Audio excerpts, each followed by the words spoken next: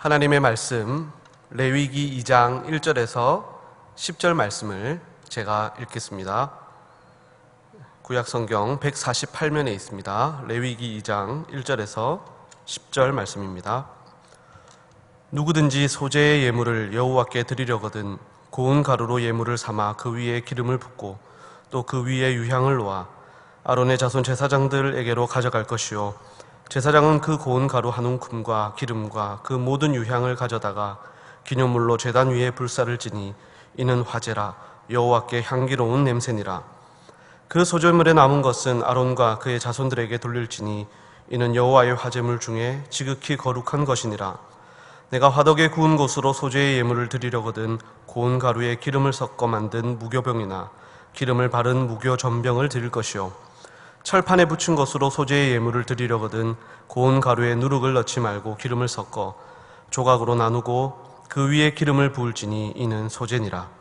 내가 냄비의 것으로 소재를 드리려거든 고운 가루와 기름을 섞어 만들지니라. 너는 이것들로 만든 소재물을 여호와께로 가져다가 제사장에게 줄 것이요 제사장은 그것을 제단으로 가져가서 그 소재물 중에서 기념할 것을 가져다가 제단 위에서 불사를 지니 이는 화제라 여호와께 향기로운 냄새니라. 소재물에 남은 것은 아론과 그의 아들들에게 돌릴지니 이는 여호와의 화제물 중에 지극히 거룩한 것이니라. 아멘. 향기로운 냄새의 두 번째 시간, 소재라는 제목으로 하나님의 말씀을 나누겠습니다.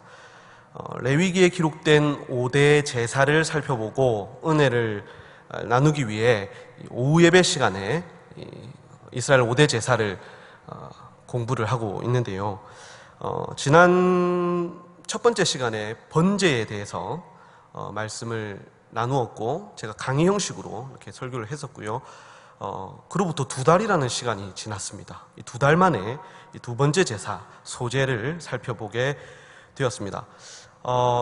여러분 내용을 좀 기억을 하실런지 모르겠습니다. 저도 잘 기억이 안 나더라고요. 그래서 이 시간 지난 시간의 내용을 잠시 복습을 하겠습니다. 레위기의 주제 여러분 혹시 기억하십니까? 거룩입니다. 히브리어로 카도시, 거룩. 거룩이라는 말은 구별되었다, 더러운 것과 죄와 구별된 것을 말합니다. 정결함을 의미하는 것이죠. 그 거룩은 하나님의 성품입니다. 하나님의 성품으로서 이 사람에게는 해당하지 않는 거예요. 사람은 스스로 거룩해질 수가 없는 존재입니다. 하나님께서, 거룩하신 하나님께서 거룩을 부여해 주셔야만 거룩해질 수 있는 것이죠. 사람을 사랑하시고 사람을 통해 영광 받으시기를 기뻐하시는 하나님이 사람에게 거룩을 부여하는 제도, 그것이 바로 제사입니다. 이 5대 제사에는요, 번제, 소제, 화목제, 속죄제, 속건제가 있습니다. 이 5대 제사는 다시 일반 제사와 특수 제사로 나누게 되죠. 번제, 소제, 화목제는 일반 제사로서 백성들이 원할 때 언제든지 드릴 수 있는 제사였습니다. 그리고 속죄제와 속건제는 특수 제사입니다. 특수 제사로서 하나님과의 관계 회복을 위해서는 반드시 드려야 하는, 죄를 지은 사람이라면 반드시 드려야 되는 제사, 이 속죄제와 속건제, 특수 제사입니다. 이 5대 제사에는요, 공통적으로 들어가는 이 기능이 있는데 그것은 바로 속죄의 기능입니다. 이 제사라는 것이 거룩하신 하나님과 만나는 시간이거든요. 하나님을 만나고 하나님께 영광을 돌리고 하나님이 주시는 은혜를 받는다라는 의미에 있어서 어떤 제사라도 이 속죄의 의미는 반드시 있어야 되는 거예요. 거룩하신 하나님 앞에 우리가 죄를 가지고서는 나아갈 수가 없기 때문입니다. 그 중에 이 번제, 첫 번째 제사인 번제는 가장 대표적인 제사로 감사와 헌신의 의미를 가진 제사입니다. 이 다른 4개의 제사와 다른 점은 제물로 드리는 짐승에 가죽을 제외한 전부를 드린다라는 것에서 다릅니다. 다른 제사들은요, 일부만 드리거든요. 하나님께 드리는 것이 일부가 있고 또 나머지는 제사장에게 돌리거나 그렇게 하는데, 이 번제의 경우는 모든 것을 가죽을 제외한, 이 제물이 불타는데 방해가 되는 가죽을 제외한 전체를 다 하나님께 드립니다. 내 모든 것의 주인이 하나님이시고 내 모든 것을 하나님께 드립니다 라는 의미로 그렇게 드리는 것이죠. 이 외에도 내용이 더 있는데 이 번제에 대해서 혹시 궁금하신 분은 교회 홈페이지에 올라가 있는 예배 자료를 참조하시면 되겠습니다. 이제 오늘 살펴볼 소제입니다. 소제는 이 레위기 우리가 읽었던 2장과 또 6장 14절에서 23절에 기록이 되어 있습니다. 이 소제라고 할 때 이 소자, 이 사진을 한번 띄워주실래요? 첫 번째 사진, 소제라고 되어 있죠. 이 소라는 글자는요, 흰소, 본디소, 뭐 그런 한자입니다. 이 소제는 피 없이 드리는 유일한 제사입니다. 모든 제사에는요, 짐승의 피가 사용이 됩니다. 속죄의 의미로 짐승의 피가 사용이 되는데, 피 없이 드리는 유일한 제사, 이 농산물, 곡식으로 드리는 제사가 바로 이 소제입니다. 소제를 히브리어로는 민하라고 합니다. 민하라는 말에 담긴 의미가 뭐냐면 선물, 예물, 곡물 이런 뜻이에요. 곡 말고요. 곡물. 우리 교회 그 최승경 목사님 첫째 아들 이름이 민하입니다. 최민하인데요. 이름이 똑같아서 단어가 똑같아서 우리가 같이 이야기를 하다가 물어보니까 이 민하라는 이름의 뜻이 바로 이 소제에서 가지고 온 것이라 하더라고요. 하나님께 드리는 선물, 예물의 의미를 가지고 있는 이름이다라고 하시더라고요. 야곱이 에서를 만날 때 에서에게 줄 선물을 가지고 가죠. 그때 사용된 단어가 이 민하입니다. 민하, 이 선물이라는 의미가 있고요. 또 속국이 종주국에게 곡물을 바치잖아요. 곡물을 바칠 때 사용되었던 단어도 민하입니다. 바치는, 주인에게 바치는 물질, 곡물. 그리고 가인과 아벨이 각각 자신의 소산물인 곡식과 곡식의 첫 열매를 하나님께 드리잖아요. 예물로 드리잖아요. 그때 사용되었던 단어도 바로 이 민하입니다. 이 민하라는 단어가 제사에서 사용될 때, 하나님께 드리는 제사에서 사용될 때는 이 곡식으로 드리는 제사라는 의미가 담긴 것이 이 민하, 바로 소제입니다. 그렇다면 이 소제라는 제사에 곡식으로 드리는 이 소제라는 제사에는 어떤 기능과 목적이 있는지를 한번 보도록 하겠습니다. 소제는요, 하나님이 주신 소유물에 대한 감사의 의미가 담겨 있습니다. 감사의 제사죠. 이것은 우리가 지난번에 살펴보았던 번제와도 같은 의미입니다. 번제도 나에게 주신 모든 것에 대한 감사와 헌신의 의미로 드렸다고 했는데, 소제도 그래요. 내게 주신 소유물을 하나님께 드립니다. 하나님께서 주신 것입니다 라는 마음으로 드리는 것입니다. 번제와 다른 점은 이것은 곡식으로 드린다라는 것이죠. 두 번째 그림을 한번 보여주십시오. 저렇게 곡식으로 드립니다. 밀이나 보리의 가루를 아주 곱게 빻아서 아주 좋은 가루를 하나님께 드리는 것입니다. 내게 있는 모든 것, 내게 주신 이 곡식의 모든 것이 바로 하나님의 것입니다. 하나님이 주신 것입니다 라는 마음으로 드리는 감사의 제사입니다. 주로 이 농부들이 소제를 드렸다라고 하더라고요. 농부들은 주로 이제 자신들이 갖고 있는 소유물이 무엇이겠습니까? 곡식이겠죠. 그것을 하나님께 드리는 것이죠. 농부들이 주로 드렸고요. 가축을 준비할 경제적인 능력이 안 되는 사람들, 그런 사람들이 이 소제를 드렸다라고 합니다. 속죄제, 우리가 아직 살펴보지는 않았지만 그 다음 네 번째 제사로 속죄제가 나오는데, 이 속죄제가 기록된 말씀에도 보면 그런 내용들이 있어요. 하나님께 드리는 짐승의 이 단계를 쭉 설명을 하시고 이렇게 말씀하세요. 이렇게 짐승을 드릴 능력이 되지 않거든 너희들은 가루를 통해, 곡식의 가루를 통해 하나님께 제사를 드려라, 속죄제를 드려라 라고 하면서 이 소제에 기록된 그 곡식과 제사 절차를 다시 말씀하시면서 그렇게 드리라고 하나님이 말씀하십니다. 이 고운 가루는 10분의 1 에바, 그러니까 약 2.2리터의 곡식 가루를 가지고 와서 하나님께 드립니다. 이 가루는 주로 밀가루였는데요. 밀가루 중에서도 가장 좋은 밀가루 중에 좋은 밀가루가 어떤 밀가루인지 저는 잘 모르겠는데 일반 가정에서 요리해서 먹는 그런 밀가루보다 훨씬 더 좋은 고급 재료의 밀가루를 하나님께 드려야 했다라는 기록이 있습니다. 그리고 이 10분의 1 에바 2.2리터의 가격은 그때 하나님께 제사를 드릴 때 사용했던 짐승 중에 가장 하급 이 비둘기 한 마리보다도 싼 가격이라고 합니다. 고운 가루지만, 고급 가루지만 비둘기 한 마리보다 저렴한 가격이었다라고 합니다. 그래서 이 속죄제를 드릴 때도 그렇고 이 소제를 드릴 때 이 가루로 드리는 것은 가난한 자들에게는 도움이 되는 것이었죠. 그리고 이 소제의 기능에는 목적에는 노동의 열매를 드리는 순수한 제사, 봉사의 제사라는 의미가 있습니다.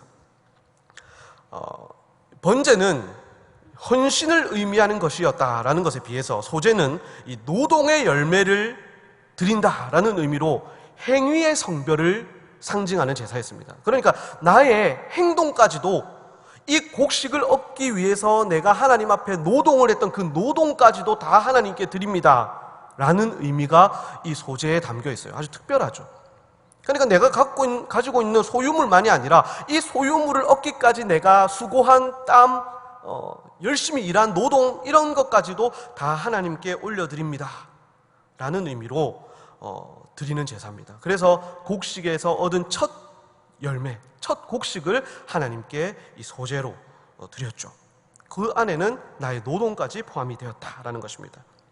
그리고 이 소제는 마지막으로 어떤 역할이 있냐면 다른 제사를 풍성하게 하는 역할을 했습니다. 이게 무슨 말이냐면 이 소제가요, 가난한 사람들이 하나님께 드릴 때도 이 소제를 통해서 드렸지만 소제는 주로 그것보다 훨씬 더 많이 언제 드려졌냐 하면 번제나 화목제를 드릴 때 곁들여서 드리는 제사로 더 많이 드려졌습니다. 이 곁들인다는 표현이 조금 이상하긴 한데 그러니까 이런 거예요. 번제를 하나님께 드리는데 번제만으로는 성에 차지 않는 거예요. 더 하나님께 드리고 싶은 거예요. 더 많은 것을. 그때 이 제사 드리는 제사자가 소제도 함께 드렸다라는 기록입니다.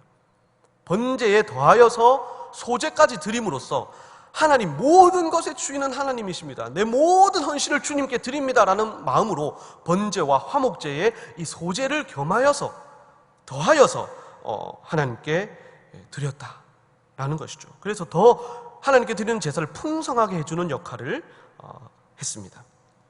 자, 그렇다면 이 소제는 어떤 방식으로 드리는지 그 절차와 방식에 대해서 한번 보도록 하겠습니다. 제가 아까 말씀드렸다시피 이 소제에 사용되는 밀과 보리의 가루는요 고급 가루입니다. 이 껍질이 섞여 있지 않는 껍질을 벗긴 알맹이만 곱게 갈아서 몇 번을 걸러내서 채를 이렇게 걸러내서 받아낸 아주 부드럽고 고운 고급 가루. 그 가루에 올리브 기름과 유향을 섞어서 하나님께 드립니다. 올리브유는 그 당시에 아주 흔한 기름이었죠. 이 올리브유의 기능은 이 가루가 제단에서 잘 타게끔 도와주는 역할을 하는 것이고요. 유향은 가루가 탈 때 좋은 향을 내게 합니다. 사진을 보여주십시오. 예, 여러분 저것이 바로 유향입니다. 유향, 값비싼 것입니다. 보통 일반 가난한 사람은 구하기 힘든 아주 값비싼 것이 유향이고 그 유향을 유향 저기 그 액기스입니다. 유향 고체와 액체가 보이죠. 자, 그런데 이 기름과 유향을 사용하지 않을 때가 있어요. 소제를 드릴 때는 기름과 유향을 함께 첨가하여서 하나님께 드리라라고 했지만 이 기름과 유향을 사용하지 않을 때가 있는데 그때가 언제냐면 바로 조금 전에 제가 말씀드렸던 속죄제를 이 가루로 드릴 때 이 유향을 넣지 않습니다. 기름을 넣지 않아요. 그것은 하나님께 감사의 제사로 드리기보다는 하나님께 속죄의 의미로 제사를 드리는 것이기 때문에 아주 순결한 가루의 상태로만 하나님께 드려요. 속죄제 때는 그렇게 드리고요. 또 소제를 드릴 때도 사용하지 않는 경우가 있는데요. 그때는 요리를 해서 하나님께 드릴 때입니다. 소제는 가루로 드릴 때가 있고 요리로 해서 드릴 때가 있거든요. 그것은 제가 조금 있다가 또 설명을 드리겠습니다. 제사장은 이 기름과 유향을 첨가한 밀가루를 한 움큼을 잡습니다. 주먹으로 한 움큼 잡습니다. 이것을 어떤 그릇으로 국자 같은 걸로 떴다라는 이야기가 있는데, 이 한 움큼 주먹으로 잡았다라는 것이 더 정확합니다. 2.2리터의 가루 중에 이 기름과 유향을 섞은 한 움큼의 가루를 들어서 그것을 이 제사장이 제단에 뿌려서 불사릅니다. 이때 불사르는 가루, 이 주먹으로 잡아서 제단에 불사르는 이 가루를 뭐라고 하냐면, 오늘 본문 9절에서 보면 기념할 것이다, 기념할 것을 가져다가 제단 위에서 불사를지니라고 되어 있죠. 이 기념물이라는 것이에요. 기념물. 자, 이 기념물이라는 단어의 의미가 무엇이냐면, 어떤 의미가 담겨 있냐면 기억하다라는 의미가 담겨 있습니다. 여러분, 이것은 기억하다라는 동사에서 파생된 단어, 기념할 것, 그 단어인데요. 무엇으로 하여금, 누구로 하여금 기억하게 만들다라는 것이 이 기념하는 것에 담긴 의미입니다. 즉, 이 소재 가루, 제사장이 집어서 제단에 불사르는 이 소재의 가루는 하나님께서 제사를 드리는 나를 하나님 기억해 주십시오라는 기도의 의미가 담긴 것이죠.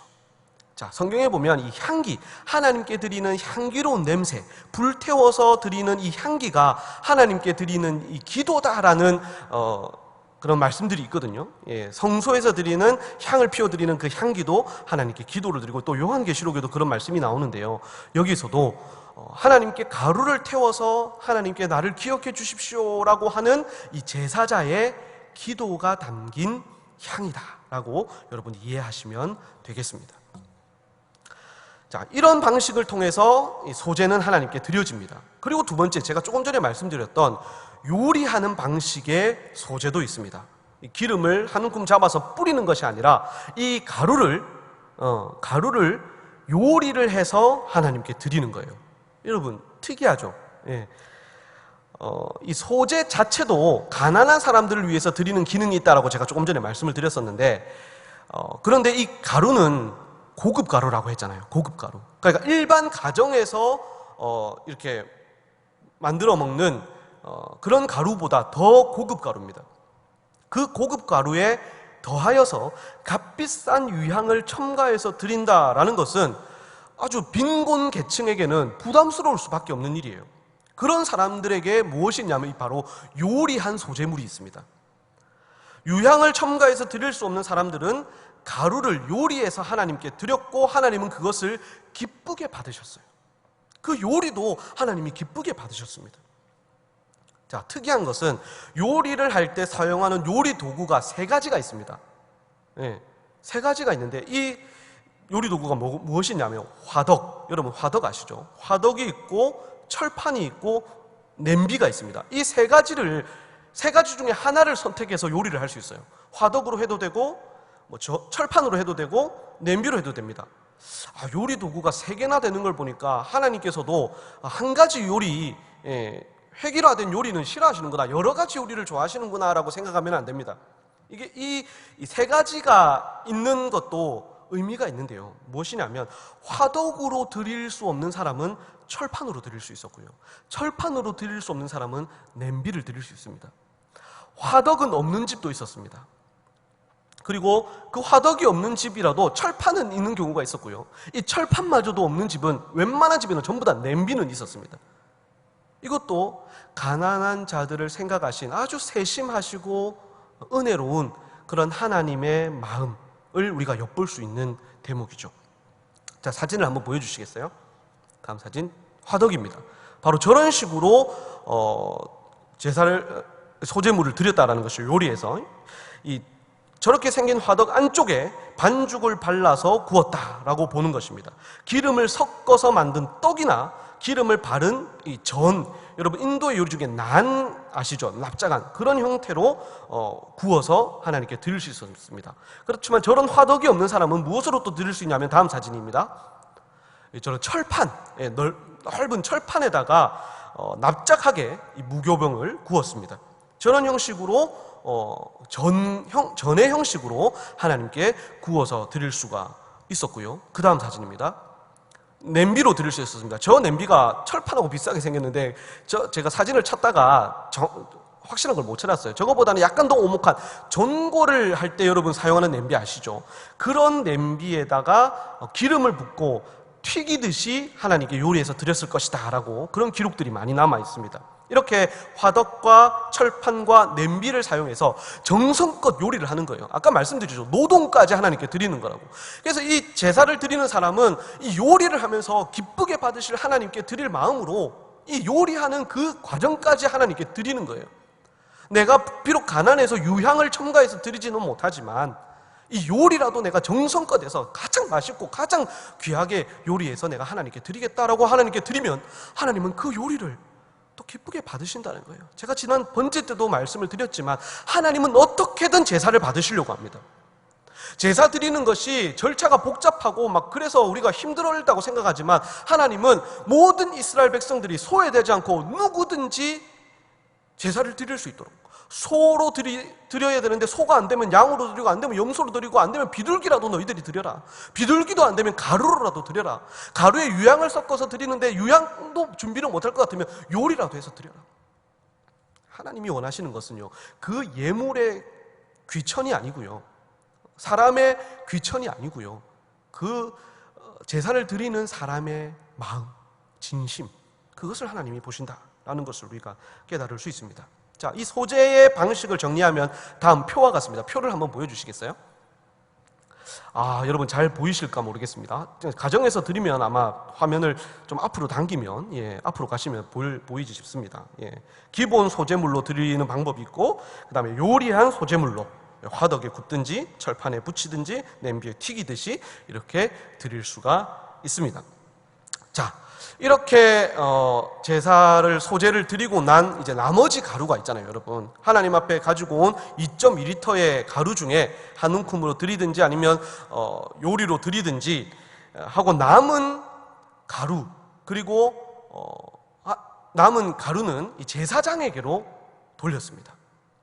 제사장은 그 가루를 가지고 자기들이 이것을 가지고 취식을 할 수 있었어요. 먹을 수 있었습니다. 물론 하나님께서 지정하신 거룩한 장소에 가서 드릴 수 있었습니다. 하나님은 제사장이 가지고 가는 이 가루, 이 소재의 가루를 지극히 거룩한 것이다 라고 명명하셨습니다. 그리고 이것을 제사장들이 소유하라라고 하셨죠.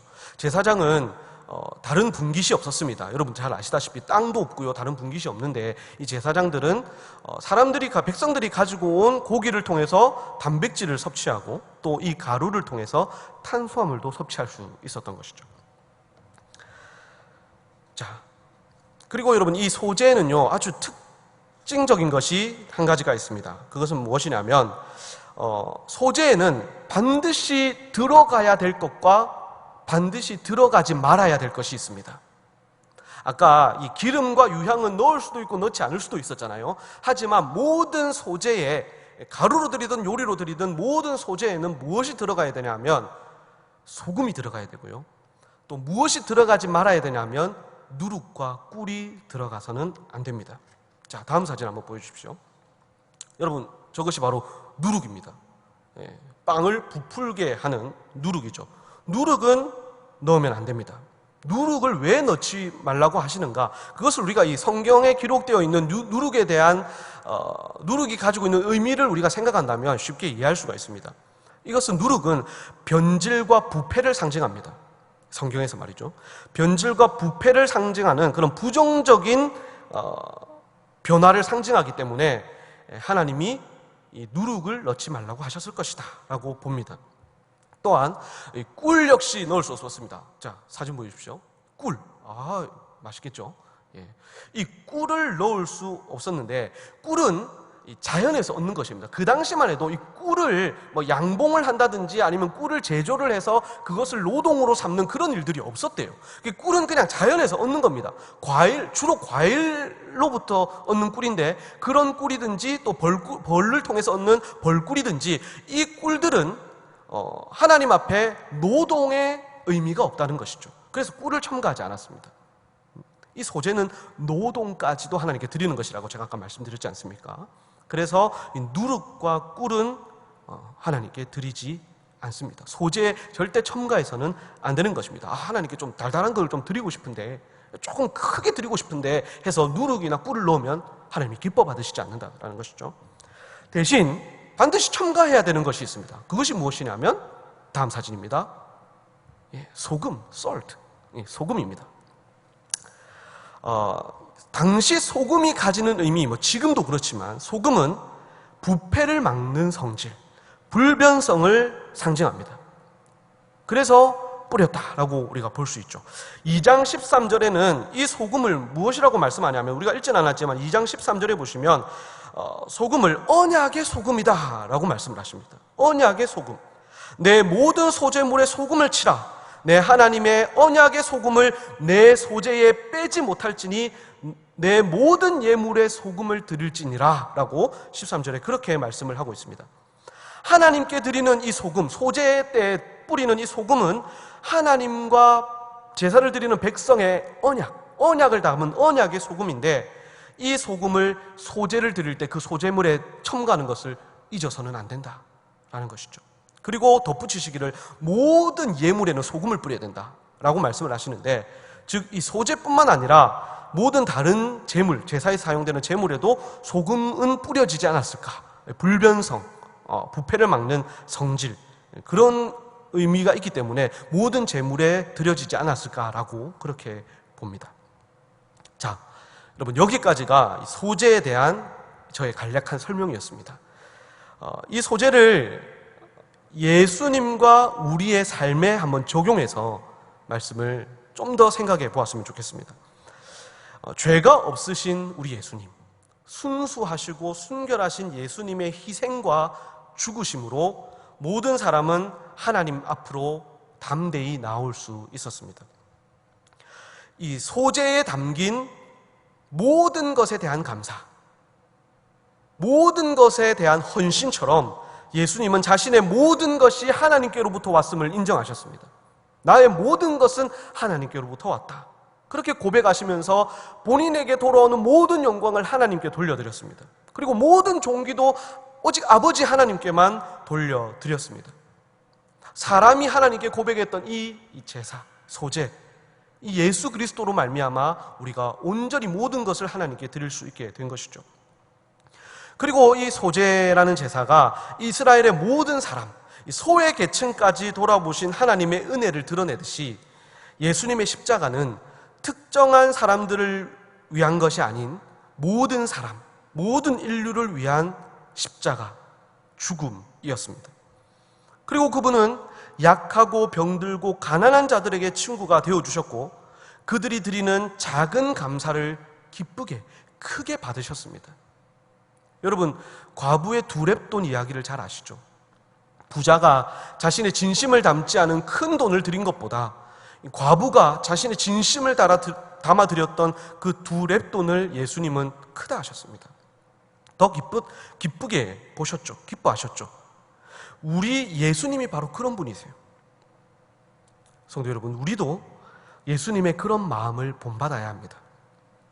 우리가 가진 모든 것, 그것에는 우리가 가진 물질, 우리가 가진 건강, 우리가 가진 재능, 우리가 가진 모든 삶의 모든 것이 다 하나님이 주신 것이다 라는 의미입니다. 우리 예배에는 바로 이 감사의 마음, 모든 것을 주신 하나님께 드리는 감사의 마음이 담겨 있어야 합니다. 그리고 예배 속에는 일주일 동안 주님을 위해서 열심히 일했다는 순수한 봉사의 마음이 담겨 있어야 됩니다. 우리가 일주일 중에 주일만이 아니라 6일 동안 하나님을 위해서 열심히 삶의 예배를 드리고 열심히 살았습니다, 열심히 공부했습니다, 열심히 일했습니다 라는 것이, 그런 노동까지 다 담겨서 드리는 예배가 주일 예배가 되어야 된다는 것이에요. 여러분, 우리는 썬데이 크리스천이 되어서는 안 됩니다. 6일 동안 하나님과 아무런 상관없이 살다가 주일에 와서는 주여 주여 하는 사람들이 있어요. 성경은 그런 사람들을 향해서 가증스럽다라고 말씀을 하십니다. 주일 예배는 6일 동안의 나의 삶 전체를 담아서 하나님께 드리는 예배가 되어야 됩니다. 그 속에는 감사가 있고 헌신이 있고 삶의 예배가 있고 또한 나의 죄까지도 있을 수 있죠. 하나님 앞에 내가 잘못한 것, 회개하는 그런 것까지도 다 모아서 6일 동안의 삶을 다 모아서 하나님께 클라이막스로 드리는 예배가 주일 예배가 되어야 됩니다. 이 소재의 의미가 우리의 예배에 담겨 있어야 한다라는 것이죠. 지금 비록 우리는 교회에 나오고 있지 못하지만 특별한 이러한 경우라도 우리가 하나님 앞에 드리는 예배의 자세나 마음가짐은 달라져서는 안 됩니다. 집에서 드리는 예배라 할지라도 그 속에 6일 동안의 나의 삶이 담겨 있어야 하고, 교회에서 드리는 것과 다름없는 자세와 다름없는 준비를 통해 하나님께 드리는 것이 마땅합니다. 교회에서 예배를 받으시는 하나님과 가정에서 예배를 받으시는 하나님은 동일하신 하나님이시다라는 것을 여러분 잊지 마시길 바랍니다. 그리고 우리의 예배에는 있어야 할 것이 있고 있어서는 안 될 것이 있습니다. 소재의 가루에는 누룩과 꿀이 들어가서는 안 된다라고 했습니다. 그것은 가루의 부패를 가지고 옵니다. 하나님 앞에 드리는 우리의 예배는 언제 부패하게 될까요? 어떤 예배를 하나님이 기뻐 받으시지 않을까요? 무엇이 들어있으면 안 됩니까? 죄입니다. 욕심입니다. 가식입니다. 복받기만을 바라는 그런 교만한 마음입니다. 소재는 모든 것을 주시는 하나님께 드리는 사람의 반응이다라고 했습니다. 그 반응은 감사와 헌신이어야 합니다. 우리가 드리는 하나님의 예배는 그래야 됩니다. 또한 예수님은 하나님께 예배를 드리기 위해서는 원망 들을 만한 일이 있는 사람과 화해를 하고 오라고 하셨어요. 그렇게 하고 와서 하나님께 예배를 드리라라고 말씀하셨죠. 그만큼 우리의 모든 부분이 하나님 앞에 정결하고 깨끗해야 된다는 것입니다. 하나님 앞에 예배를 드릴 때는 죄와 욕심, 가식을 버리고 하나님 앞에 예배를 드려야 합니다. 그리고 소재에 소금이 있었던 것처럼 우리의 예배에는 우리를 정결케 하시는 그리스도의 은혜가 있어야 합니다. 그 예수님 안에서 드리는 예배, 예수님으로 말미암아 드리는 예배, 그 예배의 모든 순간에 그리스도의 사랑과 헌신을 기억하고 감사하는 마음으로 드려야 됩니다. 예배의 모든 순서에 말이죠. 찬양, 기도, 그 다음에 성경 봉독, 예 말씀, 헌금, 이 모든 순서에 그리스도의 그 사랑과 은혜를 기억하고 우리가 하나님께 예배를 드려야 된다. 그리스도 안에서 드려야 된다라는 것입니다. 또한 성령의 능력 가운데 우리는 예배를 드려야 됩니다. 우리의 예배 속에는 그리스도의 은혜와 성령의 능력이 있어야 됩니다. 우리가 하나님의 말씀을 이해하고 또 그 말씀을 믿고 받아들이고 그 말씀에 순종하기를 결심하고 하는 데는요, 성령의 도우심이 반드시 필요합니다. 찬양도 마찬가지고 헌금도 마찬가지입니다. 성령의 능력 안에, 성령의 인도하심 안에 우리는 그것을 하나님께 드리는 겁니다. 성령과 그리스도 안에서 영과 진리로 드리는 예배, 진정한 예배여야 합니다. 사랑하는 성도 여러분, 우리의 예배는 어떻습니까? 이스라엘 백성들이 소재로 하나님께 나아가 감사와 헌신을 올려드린 것처럼 그런 진심이 담긴 예배입니까? 아니면 누룩과 꿀이 들어간 가식과 욕심의 예배입니까? 우리의 예배를 한번 돌아보기를 바랍니다. 우리의 능력과 지위와 겉모습을 보지 않으시고 하나님께 나아가고자 하는 그런 진심을 보시는 하나님 앞에 예수 그리스도의 은혜와 성령의 능력으로 말미암아 진정한 예배를 주님께 올려드릴 수 있는, 내 모든 것을 담아 하나님께 올려드릴 수 있는 그런 진정한 예배를 드리는 저와 여러분 되시기를 주님의 이름으로 간절히 소망합니다. 아멘.